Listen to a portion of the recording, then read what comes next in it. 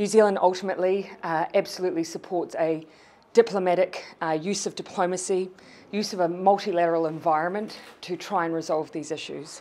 In this case, that wasn't possible due to the use of the veto by Russia. That was something we absolutely condemn and will continue to condemn. Under the circumstances, though, it is understandable, and we accept why the US and others have taken the military action that they have. Our view is, though, now is the time to return to the table, to the UN, to resolve these issues. Any specific questions? Were you briefed? Yes, I received notice a couple of hours before it was anticipated that the strike would take place. Was New Zealand asked to be involved at any point? No. What sort of military... Nor would we have expected to be. What sort of military assistance will you give in the future if asked? Look, that's a hypothetical. We haven't been asked. In this case, we were certainly advised.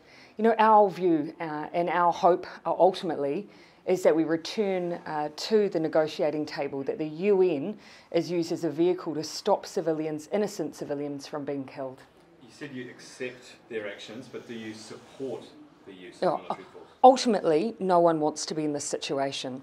The use of chemical weapons in this case is absolutely abhorrent. We have strongly condemned it. Our hope would have been that we could have used the UN Security Council to find resolution. Russia stopped that from being possible. So under those circumstances, we understand why this action has taken place.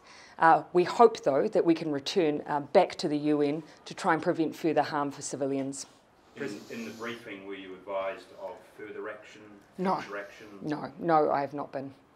President Trump's also talked about economic and diplomatic consequences. Is that something New Zealand would consider becoming involved in? That's not something that we've been asked to do at this point or received further information on. Look, can I say, though, the public will have seen the same images that I have. The use of chemical weapons in this way is both against international law. It is abhorrent. It shows a regime that has no regard for its own civilians. We, of course, always would prefer to use the actions of the United Nations to prevent any further escalation. In this case, that hasn't been possible. So we accept why this has occurred. Now it's time to try and get back around the table. Will it now be at the top of the agenda in France, Germany and China? I have no doubt this will be something that I'll be discussing with leaders in France, Germany and the UK. And we will continue to both privately and publicly condemn the use of veto powers that have stopped us from being able to take multilateral action and seek for the UN to be the place to find resolution and ultimately protect citizens' innocent lives from being taken. President Trump has said that the use of force would continue until chemical weapons cease. How do you feel about the prospect of ongoing military action? Our hope is that we would be able to return via the UN to take collective action. Look, in this case, the use of the veto by Russia meant that wasn't possible, but we should not give up on the UN as ultimately being the way that we as an international community can respond to this. Look, this action was taken because civilians were hurt. Our ultimate goal should be to stop seeing civilians hurt, and the best way to do that is to take collective action.